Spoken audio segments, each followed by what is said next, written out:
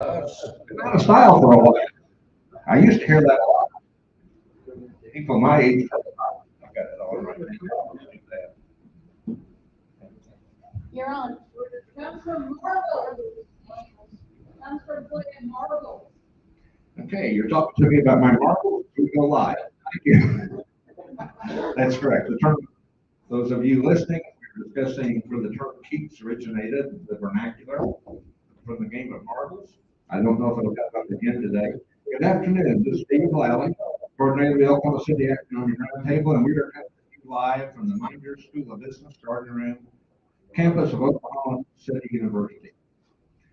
The topic today is softball, an Oklahoma City Economic Grand Slam. We have a stellar lineup, and before we do that, let's do self-introductions around the room. You panelists don't have to introduce yourselves, you four up front here. But start over there with Stacy Chubbett, and who you are, who you're with. Hi, I'm Stacy Chubbett. I'm in-house counsel for the first day. We're doing self-introductions for those of you watching online. June Chubbett. Have Stacy as my guest today. My daughter-in-law. Agent real estate. Santa Costro, Angel. Earl Folk, FAA. Melvin Gray. Cement and Job. I couldn't keep it. Rick Smith, I guess, well, I'm just glad to be here. Bill Hancock from Office of Development. Ronnie Williams, William Lane. Hi, John Williams, relation, retired from the hotel business. Elizabeth Anthony, film historian, ReelClassics.com, REEL. Howard, I'm a magnet faculty for the Houston School. Bob, Corporation. Okay, Tracy, personnel angel coming in. Lori here from the Oklahoma Credit Union. We got Lori introduced. We do. I know somebody asked for to get the spotlight on some popular segment, but these four are so disparate and disparate in their backgrounds. I mispronounce that. That we want to give time to explore this subject thoroughly. And just one note here, that some of you will know this gentleman, one of our panelists, just pointing out now, Phil McSpadden, the coach here, has won 10 national championships at OCU, is a McSpadden, part of the Rogers family of Will Rogers, Northeast Oklahoma. Clem McSpadden, Venerable Clem McSpadden, was his uncle. So how about that? You got some Oklahoma royalty in here, that family. Okay, Adam Winshinsky is our moderator today. Wisniewski, Adam Wisniewski, Sports Development, Oklahoma Convention and Visitors Bureau. If you come forward, Adam. Our panelists are Tina Floyd, the new owner of a new women's professional fast pitch softball team, the OKC Spark. We're going to find out how the name came about, and that's fine. Andrea McKee, you go by Dre. I didn't even notice that on their LinkedIn. She is the marketing director for USA Softball and the Softball Hall of Fame. And of course, Coach McSpadden, the legendary softball coach here at OCU, member of numerous halls of fame already, and he's still going. They're the defending national champions, looking to put up number 11 this season. Adam, take it away. Thank you, sir. Well, thank you, sir, and thank you guys for having us here today. Very excited to sit down and speak about what is becoming a powerhouse in terms of sports in Oklahoma City, which is the world of softball. Quickly, I'll introduce myself. My name is Adam Wisniewski. I'm the Vice President of Sports Development for Visit Oklahoma City. So what that means is that I oversee the sports tourism department for OKC. Visit Oklahoma City is more or less contracted out by the mayor's office of the city to be the marketing arm, which means that we oversee tourism, which means that my directive is to go out and attempt to utilize sports as a way to drive economic impact. And the way that we do that is by going and recruiting sporting events that will cause people to travel into Oklahoma City, either as spectators or participants. We want to use sports to make people come inside and spend outside dollars from outside our city here at our local attractions, restaurants, and hotels. But with that being said, I want to also introduce you guys to the rest of the panel, so we can kind of go down the line here one by one. If you guys can introduce yourselves and kind of explain a little bit of what you do at this current time. Film expert, is that on? Film expert, softball coach here at Oklahoma City University. Do I give a bio? Just a quick rundown of what you're doing currently. Team, some of your recent success. I've been coaching softball now at OCU. This is my start of my 36th season. 5 years here. Came in the 80s. Basically an old baseball player that kind of morphed into softball by accident and found out that I like coaching women more than I like coaching guys. Women play for the right reason. Every guy that played baseball and myself growing up, or all the sports that I played growing up, I guess they're all arrogant enough to believe they're going to play professionally. And so your motivation is a little bit different than just playing for the love of the sport. And so I've enjoyed these 35 years, and I thought I was going to retire at the end of last year, but enjoyed it so much that for whatever reason they want to have me stick around, and I'm going to do it, I guess, until I drop over to the third base box. I'm Jerry McKee. I'm currently the director of marketing for USA Softball. What is my main priority? I feel like I wear a lot of hats, but my main priority right now are sponsors and donors for the national team and All-Team Stadium. I say wear many hats with marketing. I feel like I have our hands in every part of our organization. So whether that's advertising, promotion of our events in Oklahoma City or internationally. Yeah, that's what I do now. And good afternoon-ish. Yes, I'm Tina Floyd. I am the owner of the Oklahoma City Sparks, and it is a professional women's team in the league. And I'll expand on the league here a little bit, but my husband and I are sole owners. We decided that was our mission, and I'm a huge proponent of moving this sport forward and women in general. So there's no better fit than Oklahoma City. It was a no-brainer. I'm a native Oklahoman, been here my whole life. I grew up playing the sport, and I've watched it for years and years. So we're excited to bring this opportunity to Oklahoma City. I think one of the really unique and exciting things about softball, we're talking about Oklahoma City, is that sometimes the headlines get a little bit swept up by the Women's College World Series being such a massive event that we've hosted here for so long. But the truth is, if you go out to Dre's facility, you see out on the wall that it's softball capital of the world, and that isn't just about one event or one organization.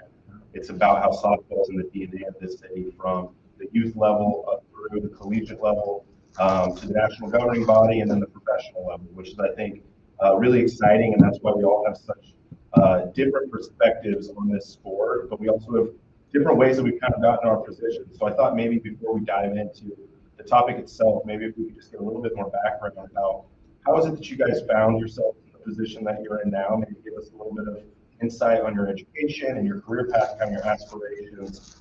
We can go backwards this time to Dr. Floyd. I know you have a background in business, and now you find yourself owning a professional team with your husband. Can you kind of tell us how has your journey looked and how you found yourself here?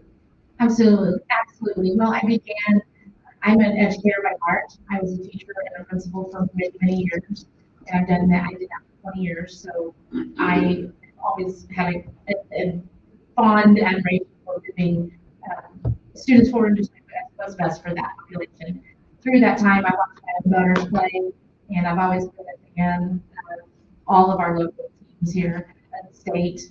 And through that, I've been very good with Coach Gasso and Norman, where we've been big supporters of that program for a while.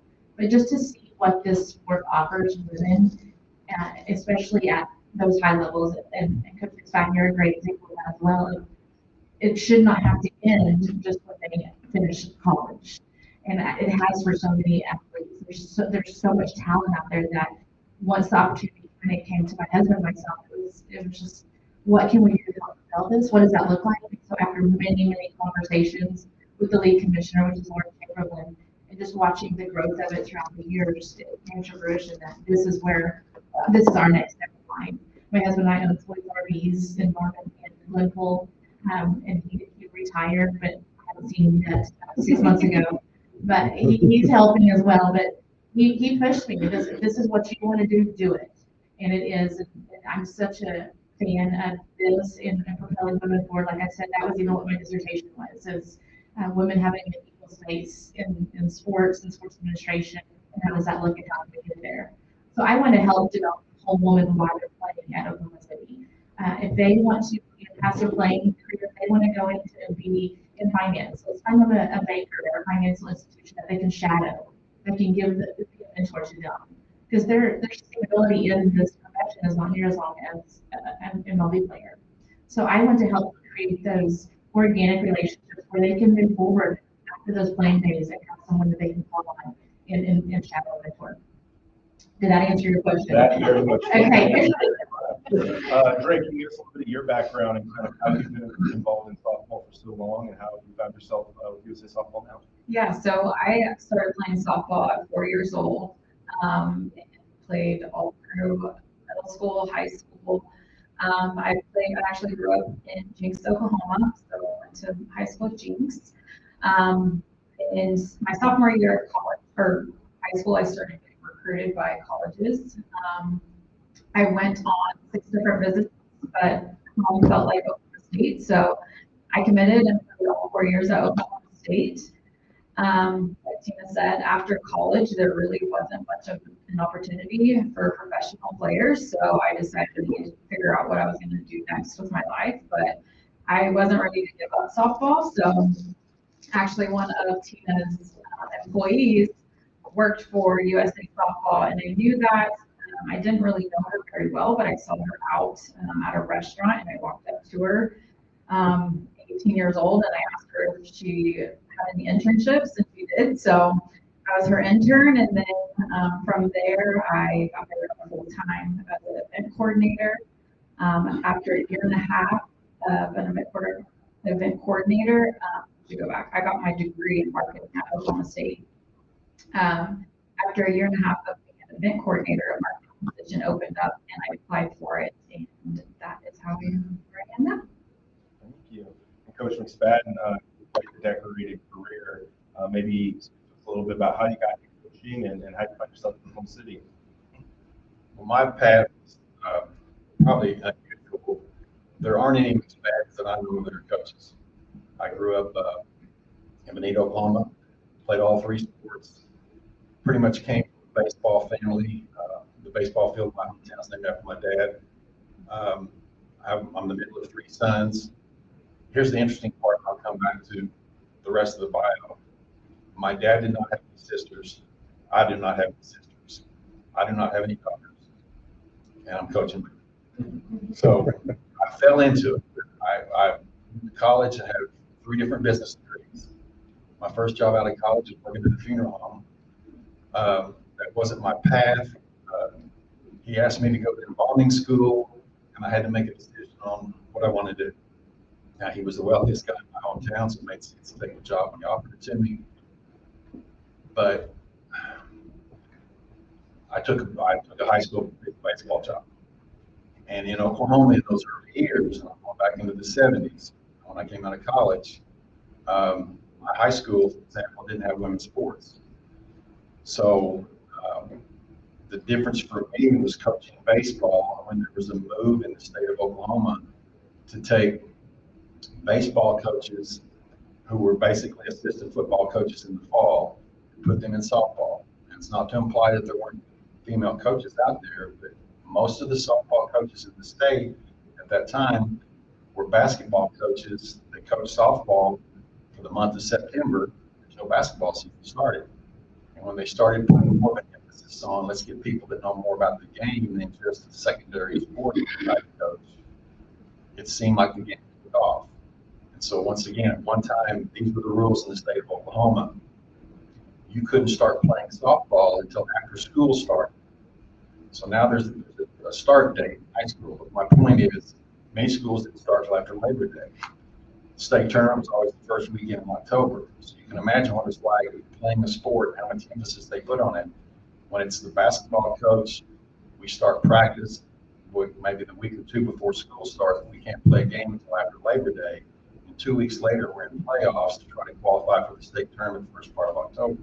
So it was never an emphasis until they started saying, let's change some rules a little bit. Let's encourage coaching to be more. I'm not saying baseball is the same as softball. It's much closer to the game than a basketball coach or a volleyball coach or something like that taking the sport. Generally, you didn't have fields. You're playing in the city park. Anyway, so I just morphed into, I was a baseball coach. Superintendent asked me to take the softball team. The first softball game I ever saw, I'm coaching in. I had a little bit of success. We had a little bit of success. Everybody coached. We had a little bit of success at the high school level. I get a phone call from Oklahoma City University asking me if I'd talk to them about their job. I came down and interviewed, and they did offer me the job, and I turned it down because I didn't think I wanted to be a softball coach. I was still a baseball coach and doing softball in the fall. And I got another phone call. I prayed about it. I felt very good about my decision to stay where I was. And they offered a little bit more money, but it wasn't money. It was the thing that I didn't like about the interview. It's giving you too much information. I asked, okay, what gets you fired as a coach? And the answer at OC all these years later was doing something immoral, unethical, or overspending your budget. In my mind, that wasn't what a college coach should be. And that's why I said, that's not what I want to do.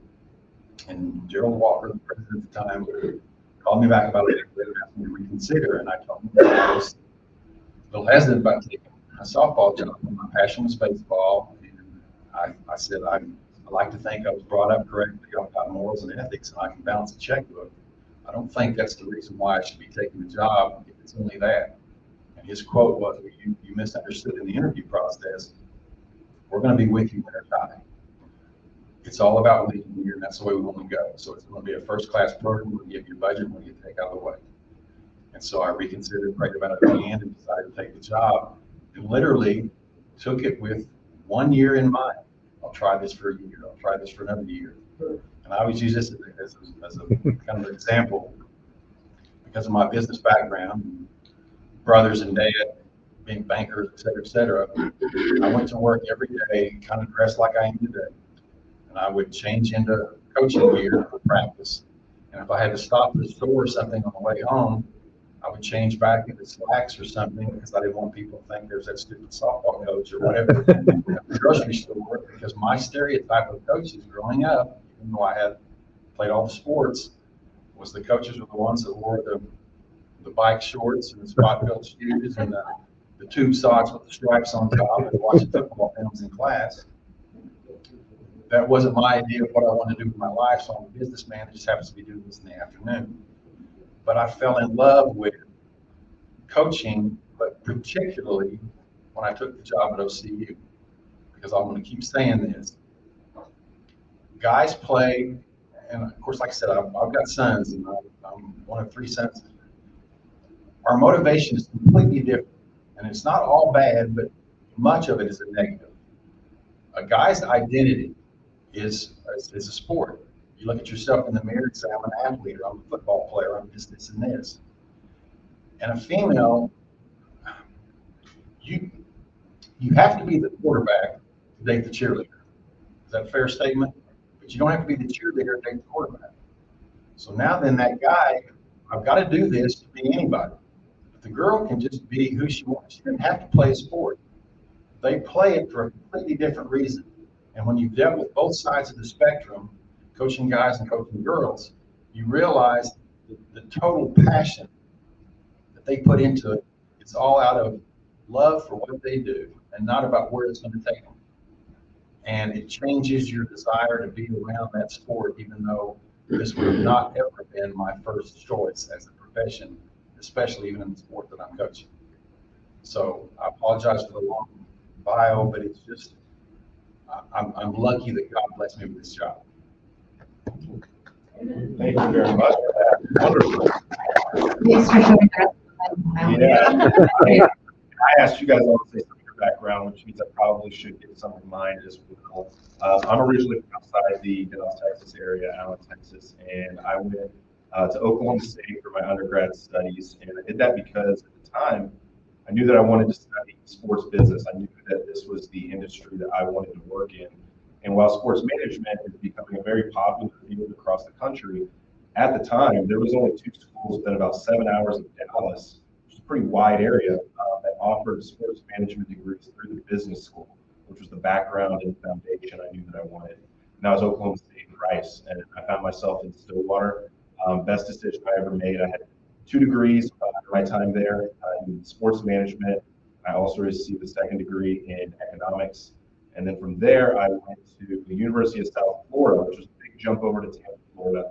But the director of my grad school program was a poet himself, and found a way to get me out to Florida as his first former Cowboy.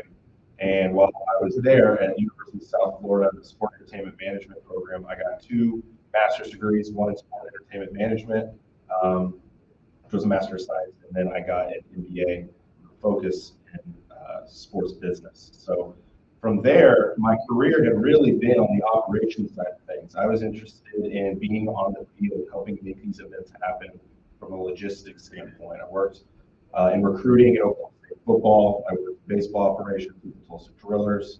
But when I moved to grad school on my way out in Tampa, my last year there, I had the opportunity to work with the Tampa Bay Sports Commission, which is very similar to what I'm doing now. Same industry. Sports Commission is the same as a Convention and Visitors Bureau, or when you hear something like Visit Oklahoma City. And the year that I was there, we hosted the College Football Playoff National Championship game, second largest sporting event in the United States annually. And that was my first exposure to being on the community side of things, rather than worrying about everything that was happening on the field. Had the ability to work on the city side of things. How do we make this the most enjoyable experience for everybody that is visiting? That includes the athletes and the spectators. And how do we use this as an opportunity to show the identity of who we are as a city? And that was the part that I found more passionate than I'd ever found before. Stayed in this industry, went and worked for the Sports Commission in Arlington, Texas, where I had the ability to work on a number of large events with the Dallas Cowboys and Texas Rangers in our backyard. And then about a year and a half ago, took over the sports tourism department here in Oklahoma City. But it's incredible because to inherit a legacy like the Women's College World Series, because I can count on one hand the number of cities that have a standing NCAA championship that does not get bid out, it does not move annually. That is an incredible opportunity. And it's what's allowed us to not only just try to showcase all of who we are 1 weekend a year, or 1 week of the year, but it allows us to build and tell a story. And I think that that's really the big message here as we continue to talk about the growth of softball in the city, but also the growth of the image of Oklahoma City through softball, from young girls up to professionals. And I think that that's a really, really unique opportunity as a destination. But I want to dive into the topic a little bit more. Coach, you had the best answer. Sorry, guys. On the first go round, I'm gonna go back to you on this one. You've been around the game the longest. Can you speak to us maybe just about the evolution of what you've seen in softball over the last 35 years in terms of where we are now as a sport? Title IX is getting ready to just celebrated a major anniversary, but how have you seen the sport grow from your perspective? And then we can kind of dive in to some of the things we've seen in USA softball and with the Women's College World Series professional team specifically. Well, I remember first arriving at OCU, the president was adamant about don't recruit just in the state of Oklahoma. And that was all part of just the pitch of the university. We want to be more of a global type, if it's possible, as compared to something regional. Excuse me. I always thought you could win with players in the state of Oklahoma. At the time, there wouldn't be enough pitching to go around that you could win with players here. Because one thing that Oklahoma's always done, just compared to other states, remember we were one of the last 2 states to go from 6-on-6 basketball down to 5-on-5. So Oklahoma and Tennessee, we're slow in that movement, which just to me always pushed maybe small town athletics for women got to do more maybe in the state of Oklahoma than other states. And I don't know that. I was just saying when I grew up in high school, they didn't even have sports. There was something about what we're going to do in Oklahoma, we're still going to do unique to women. And so that slow movement into the 5-on-5 games just told me, I don't care what anybody else is going to do, it's what we're doing in the state of Oklahoma. And it seemed like girls always got a little more, there are more opportunities than a lot of states are offering early on.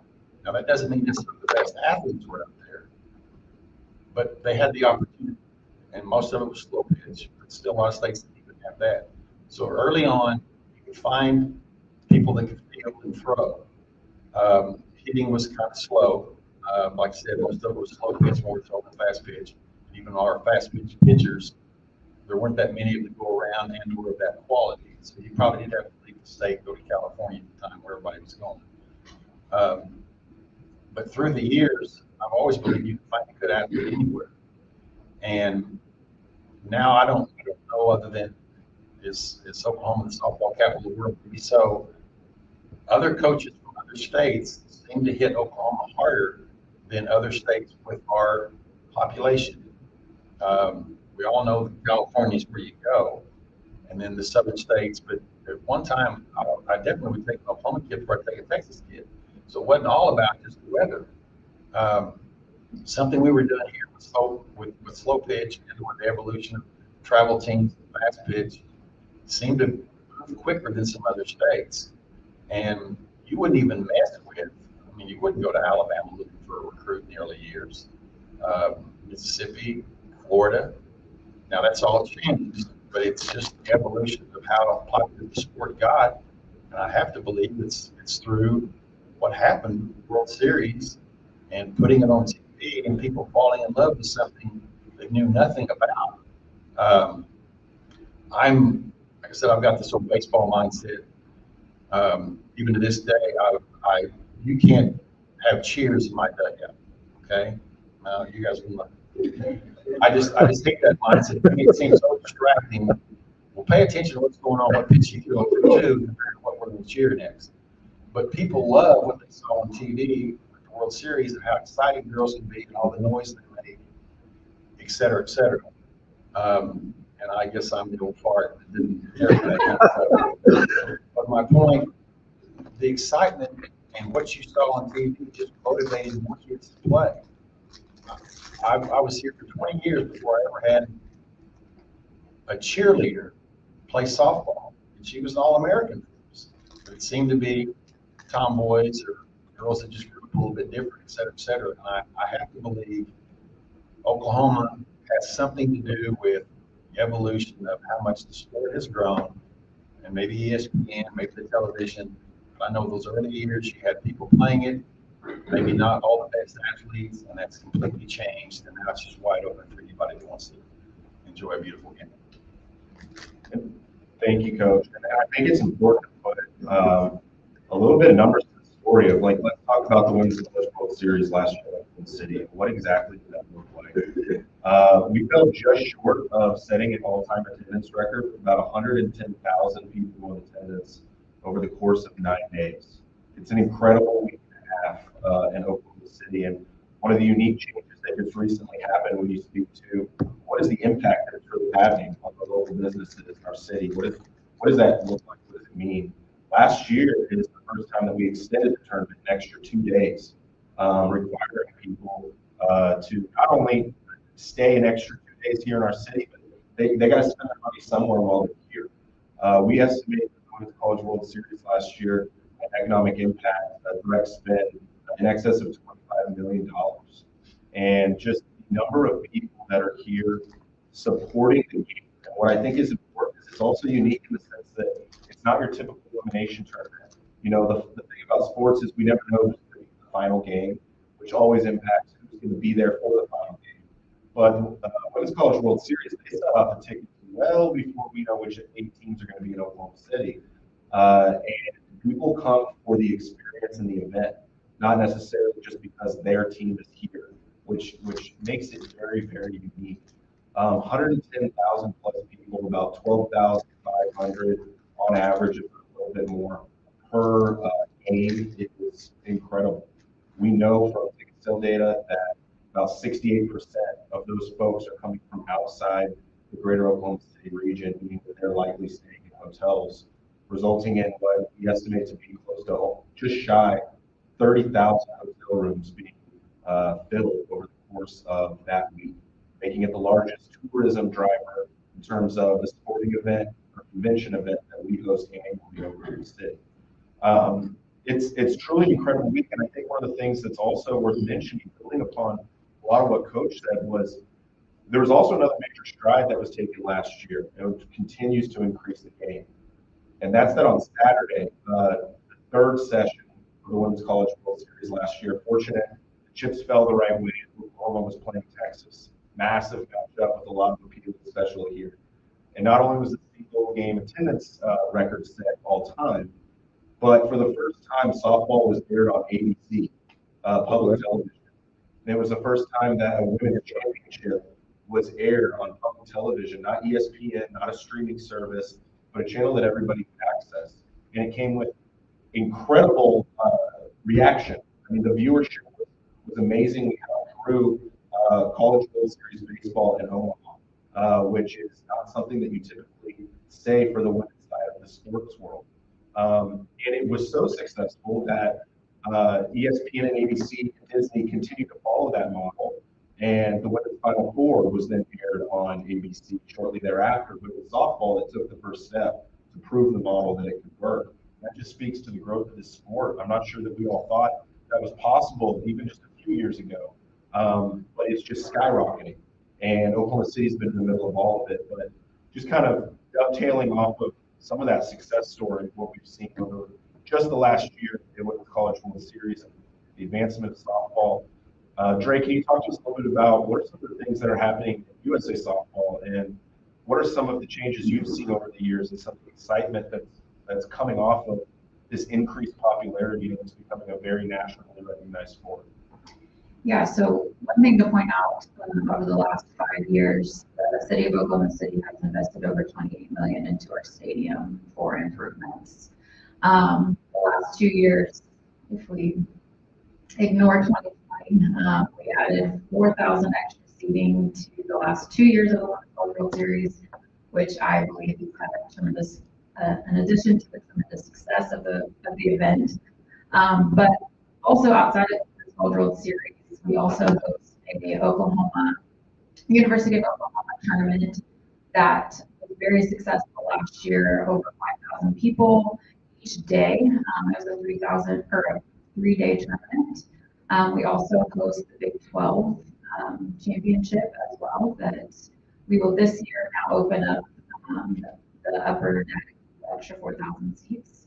And then in addition to the college games that we have, we host, like Adam said, we host 10 and under events all the way up to slow pitch 65 and over events. So we have a very wide range now of events that we host, and each year they continue to grow, and our events and operations team are each year evaluating how those events do, and how we can tweak them, what other events do we need to bring to the city that will potentially bring people from outside of Oklahoma City into Oklahoma City. So I think over the last 5 years, not only has the city invested, like we're looking at other opportunities, the Spark coming in now to play their regular season games for this year and hopefully for years to come. And so, yeah, we're really excited to continue to evaluate how the events are going and what other events we need to bring in. Yeah, we're very, very fortunate and lucky to have USA Softball's headquarters in our backyard. I think the growth of the game specific to Oklahoma City is a story that cannot be told without USA Softball and would not exist without USA Softball.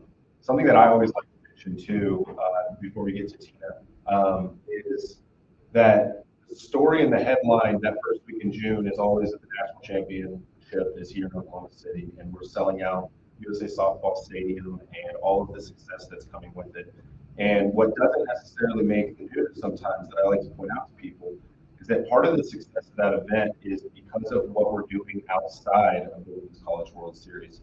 That first weekend when all 8 teams are still playing, OKC hosts 3 concurrent youth and amateur tournaments that each are bringing over 100 youth teams here to the region, playing games throughout Parks and Rec facilities in Edmond, Norman, and Oklahoma City. And that's important because we've hosted them for a number of years now. We're going to continue to pump resources into them because we're attacking the girls. Attacking is the wrong word.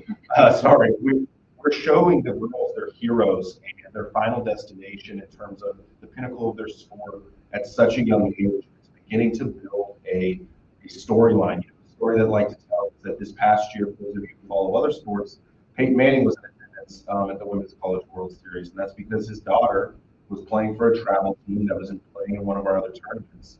And because of that, lo and behold, Peyton Manning is sitting in the furthest, highest up row of seats we have at the stadium, and ESPN is begging him to go sit in their box or below, but he wanted to be there with his daughter and with her teammates, and that was important to them. I know that Vince McMahon, the owner of WWE, he had a member of his family, I don't know if his granddaughter or his niece, but it was her sweet 16th birthday. And she grew up watching the Women's College World Series and softball throughout the season on ESPN, and said she wanted her birthday gift was she wanted to be in Oklahoma City to watch a game in person. And those are just the kind of storylines that you can't make up, and it's what ensures that the community and the event are strong. And I think the end goal has always been, how do we get to Team USA? How do we get to the Women's College World Series in terms of collegiate development? But there's a whole new wrinkle now, which is the professional league that Dr. Floyd is working on. And I think it's really exciting to be able to showcase what that level of competition looks like as well. Can you maybe talk to us about why Oklahoma City for the Spark? What do you see happening with them in the future? And kind of touch on some of those points and how that can play into the vision of these young girls that have had these aspirations to play softball for the majority of their lives. Sure, and as a quick story on my end, I'm old. Obviously, I remember standing in line with a 7-year-old at the College World Series to see Jenny Finch. She could not tell you who won, who even played. So we stood out there for 2 hours just so she could get her ball signed by Jenny Finch. And it's still, she's 25 now, and she still has that. So those impressions are lasting, and they're so relevant for young girls and boys. So that was my little story. It's not like it's fast, but I'm getting there. So bringing the team to Oklahoma City again, we're natives from the state, so we've seen the growth and continue to see it. I've watched the numbers trend over the years on the viewership. So that was not a hard sell for me. We're part of the WPN, which is the Women's Professional Basketball. It's a growing league. It's kind of a remake of a league called the MPF, which was around for many, many years. And through COVID, it just kind of started dissolving. So we're in the middle of a rebranding and remake of this league as Lauren Chamberlain is the commissioner, and it was a great face to have as your commissioner, right, to move this forward. So as we came in, we were the third franchise team. There's USSSA softball out of Florida. It's a team that will be playing out by Oxford, Alabama, the Smash It Vipers. And then we came in, and it was like, well, we can grow this league, we can get there. Since then, a Dallas team has been announced as well, and they will be joining us this next season too. So that's a built-in rivalry right there for Oklahoma City and Dallas. But it's a former Major League Baseball player that bought that franchise and wants to encourage other cities even to have a sister team to the MLB. That's the growth of the league that we want. We want to have a East Coast, West Coast, however that looks. And I know that Lauren has many things now on who can get in the franchise. And I don't want to say it was completely selected, but you don't want just a super fan buying a team thinking they can throw a team out there and for $500,000 to make it work. It's work. I did not know how much work it was going to be, but it's fantastic. So our model we going off of what you were talking about on the Little League tournaments and things of that nature. Some of the other teams do a lot more clinics and camps during season. That's not the business model we want to typically follow. We would make this Oklahoma City community team, just like the Thunder. We want these women to play the sport and get paid for what they're doing during their season, which is June 15th to around August 15th. It's not a long season. So we're going to pay them to focus on playing the game and win a championship for us. So that's going to happen. And then after that, then let's bring in those youth organizations and have our own teams for the Spark and bring in more revenue to the city that way. But we're hoping to sell out the lower bowl at the Hall of Fame Stadium. That's what we're going to do first. That's the number one question that's being asked. I was like, okay, you got Jocelyn Mambo, Kalani Ricketts now. When are you going to sell your ticket? So tickets go on sale really soon, within 2 weeks. But we plan to at least sell out that lower bowl. With the reception we're having from people, our waiting list for season tickets is almost 3,000 people. So if we exceed that and the Ever Bowl, we'll be fine with that too. So I think you'll continue to see the growth of the sport here just with professional. And we will be back right off of, the World Series in June 9th, or June 15th. We'll have that built-in audiences there. We're also looking to partner with, we've been approached by several sections in the city just to have a local carrier of the game, so it will, nobody have to pay for a subscription to watch the local games, which is huge. And then have some streaming services that will play out of the region or out of the state. So we want to do whatever we can to grow the sport as well. But again, when you sign former Olympians like Michelle Moultrie, that was our first athlete. We wanted to beat off of what Coach McSpadden said too. There are so many athletes in Oklahoma, and we did go outside of Oklahoma a little bit why and got that, but that was a no-brainer. You bring the likes of Jocelyn Oliver to your team, who the fans can't get enough of that. She is the face of softball now. And then you have Lindsay Elam for OU. We have Chelsea Alexander from OSU. Sydney Gerald from Florida State, but she graduated from sophomore. So bringing in those local athletes to help with the promotion, but they're not just local athletes. They've all won a national championship. They're phenomenal at what they do. So building that team, making it the right fit for us is where we're headed with it. That's fantastic. Coach McSpadden, I'll come back to you in terms of looking forward.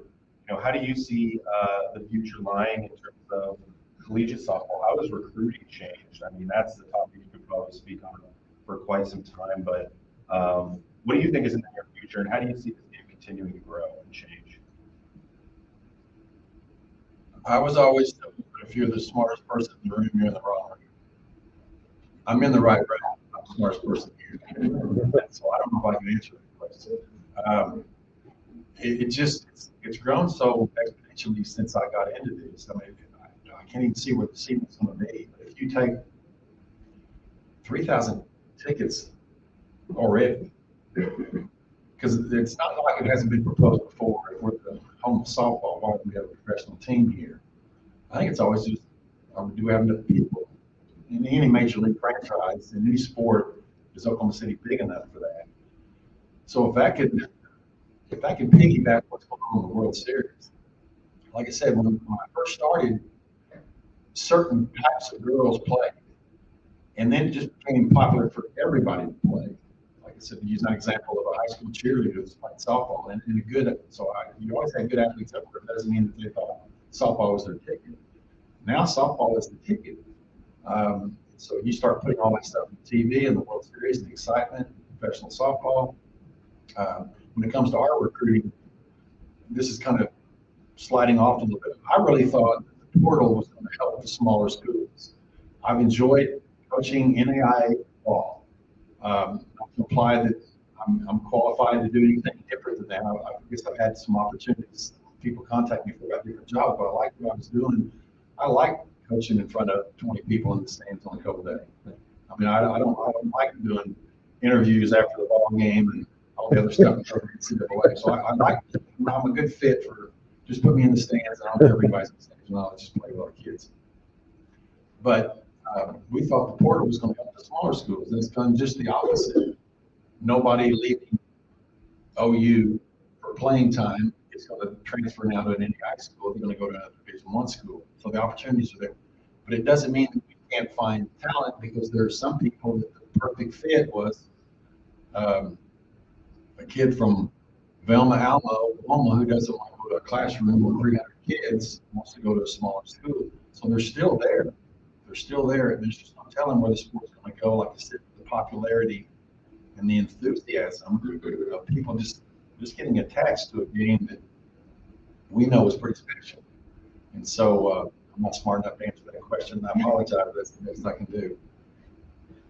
No, thank you very much. I think that's great. Greg, can you talk to us about, what's a little bit on the horizon for USA softball? I know that Olympics are moving in terms of trying to get softball back into the games. I know that there's some exciting new initiatives going on at the stadium in terms of getting involved in the HBCU tournament, continuing to increase our presence with conference tournaments in terms of Big 12 and maybe standalone tournaments or standalone games. But Obviously, USA softball is becoming popular, it's growing.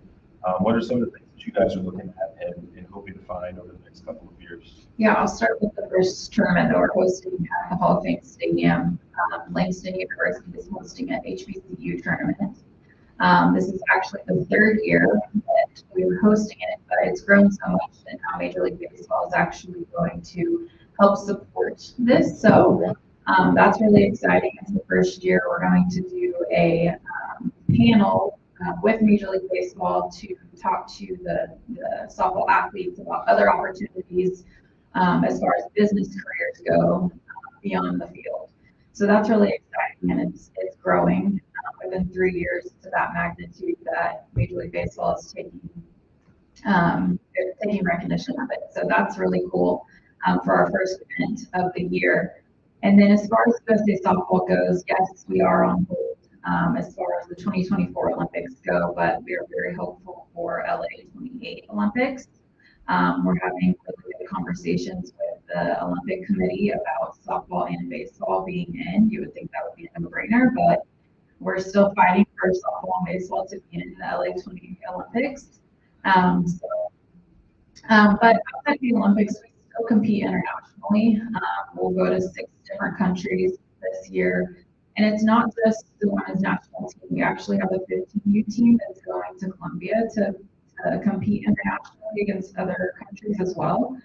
And then we also have a men's national team that will go and compete, men's fast pitch, that will go and compete internationally as well.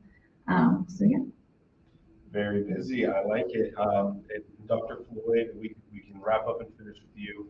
Talk to us about what do you see the potential being for this new league? And I don't know if maybe you can speak on, if you can, it's okay. But was there something specific that convinced you that this pie in the sky, this growth potential of what this league can be over the next couple of years, that really was the tipping point for you, and it put you as being all in on the potential of what's happening in terms of the professional side of things? But what do you see coming in the future for OKC Spark and maybe the league in general? Well, and I would be remiss to forget to talk on this point real quick. I did forget about Lonnie Ricketts. I forgot Lonnie Ricketts for some of you, but Kalani has a baby. Her child is 8 years old. And so when we started talking to Kalani about going to the Spark, she was ready to play. But she has a baby, and she assumed her career was over at that point. So we put our collective list together and offered childcare on our expense for her to travel. It's a nanny, take the nanny with you, whatever that looks like. Your career should not be over as a female just because you have a child. So that was a huge selling point for Kalani. I wanted to encourage that. I'm not saying everybody needs to come have a baby, but my point, we don't want her career to end because of that. That's empowering to what her daughter did watch her play. So that was something we really instilled, and hopefully that carries over with other teams in the league. And it can still happen. There's no reason not to. So that's a piece of the growth that I want to see, those opportunities for women. And for the Spark, I just see nothing but success. Like I said, on and off the field, we have a fantastic coach who coaches here in the state, takes her team, JUCOs at Seminole State, she takes them to the College World Series at her level every year, and I've won it several times. So I want to see this team grow and grow, and the fans continue to follow us, and then growth for the league is imperative. We get more team owners in to have it for the right reasons that want to push the sport forward and move women forward in space. I see the cap. There is no cap for that ability at that point. And the reason for the Spark coming to Oklahoma City, like I said, I have such pride in the state and the city. And when we talk about maybe this will happen with the world is, but I want to see Oklahoma has the Thunder, we have the Dodgers, we have the energy. Let's have a women's team here. Let's get behind the women and do this and coexist in the same space. So that's what really gets me going when I talk about forever. But I think it's great for boys to see that we have somebody in that. You can do both. You support both and have a good time at the event. Well, thank you. I think my favorite parts of what I get to do talking to people about Oklahoma City and what we're doing right now and what's on the horizon is surprising people, opening their eyes, and people nationally quite understand what exactly is going on here. But growing into the 20th largest city has been an incredible feat over the last handful of years. And when I look at it, I always tell people in terms of, well, what's next for OKC? What's next for OKC sports? We're not the same city we were even before the pandemic. Just look downtown. We have a new convention center and new hotels and all of this development. Population is going up. Our reputation nationally is going up.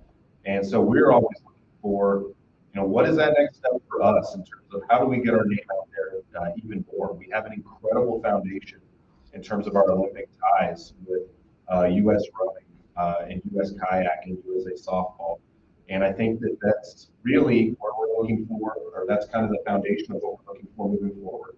How can we become more involved with Olympic governing bodies? What are some of those newer sports that we can be attracting? One example is we'll be hosting one of the largest national championships for USA Gymnastics this summer at our convention center downtown, and that's how we want to continue to raise our reputation. But I just think there's a lot of opportunity here. Really excited about what's going on, and I think a lot of it speaks to softball in general.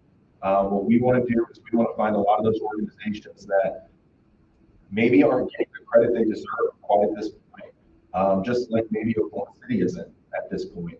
And let's find a way to partner. And as these sports continue to explode, our city continues to explode. Maybe further down the line, we look back like we do with softball 40 years ago, beginning that relationship, and now look where both of us are. I think that that's what we're always looking for in a city. But it's always really fun to talk about this great sport and what it means to our community. And I want to thank the panelists for taking the time to answer some questions today. And thank you guys for having me. Thank you. I want to thank all of you. That was, once I see one of our better panels, a lot of data and a lot of fun, a lot of great stories. To go with that, we might mention it's not just University of Oklahoma had success. OSU, the 2013 University of Central Oklahoma Broncos for the Division II NCAA national champions, and this last spring, Rogers State in your neck of the woods, Coach McFadden, was the Division II NCAA national champion. So we're not only bringing in the money, we're winning all right now. So we'll see great athletes. We have time to have a little visit about how much a season ticket's going to cost. $20 for if you want. It's not that's not a Season ticket? No. Oh, when season tickets, we're still I debating think that. you got to help by the code of. But Yeah, the Providers Laboratory, you can help with that, I think. to come to a game, we want to make it affordable for families too. So just to come to a game and watch on a Thursday night is a $20 ticket. I think that's a very reasonable price. Season tickets, we're still piecing that part out because we have premium seating as well. But my goal is to make sure families can afford to get out there because that's what my daughter remembers seeing Jim Finch. I went to see for these young kids. Just curious, how many the women in the audience play softball, high school or college? Elizabeth, you played in high school? Elizabeth, you played in high school or college? Middle school. Okay. Just curious that. Who has some questions for the panelists? We have a few minutes. Elizabeth had her hand up first. I'll get to John Williams. How many games are you going to play? What are you paying these players for a 2-month season? And what kind of revenue do you have to make to break even? Sure. First question, how many games? We start on June 15th, and it's a 40-game season. So we'll play half on the road and half here. So approximately 18 at Hall of Fame Stadium. And I say that because the College World Series is over June 9th, and we start June 15th. That does not give it enough time to get out and work on the film. So we might play a one-off series somewhere local, maybe really close around here, but I can't disclose that for sure. So that's what our schedule would look like. The second question was what we pay the athlete. The league has a minimum of $80,000 a year. You can negotiate that. We also have a salary cap as well to stay under. So you can negotiate up in that space. If that's the league minimum, and you're paying $80,000 for 2 months, my goal and my team that our back end team is making sure everything is comp for these ladies. Every meal we're gonna figure it out. I don't want these coming out of their pocket while they're here. And I've heard horror stories of different leagues in the past where they go play for $3,000 and they feel like they walk away owing more than they've earned. Yeah, so that's not fair. That's not fair. And so I want to make sure everything's comped in here. Was there a third question? Revenue to break even. Revenue to break Revenue to break even. I don't know that exact. We're still working on the budget, but it's gonna be at least 500,000. John Williams. Ask and answer. Oh, Yes, okay. Covered the whole gamut there. Okay. Ronnie Williams. You know, for a pre-ticket allotment, or, 3,000, maybe this isn't relevant, but are you planning on doing like some kind of specials for small league teams, just to get the youth family out there? Those on the line should have, been doing a special for the youth league teams. Absolutely. We have we have sales representatives that will work with small teams. All of those, mini packs, how that looks, and that's where we have the freedom with Hall of Fame. If we sell more than what that bottom bowl holds, we can open up more. So yes, we will offer those opportunities. Another question? If not, moving this 1 week as far as attendance here was not a good idea. We had a robust attendance for this, the most we've ever had, and then the weather hit. Was very disappointing. However, we have almost double the number of people online streaming on Twitter, Facebook, and YouTube. We almost have double the number of people here watching online along with a journal record reporter. So not a bad thing from that standpoint. And they'll be here for a few minutes, and we'll go, Tracy, where you come up and just get the live stream before we get up here to visit. We'll say goodbye to everybody and see you March 1st, the Entrepreneurial Showcase. We have 3 wonderful entrepreneurs from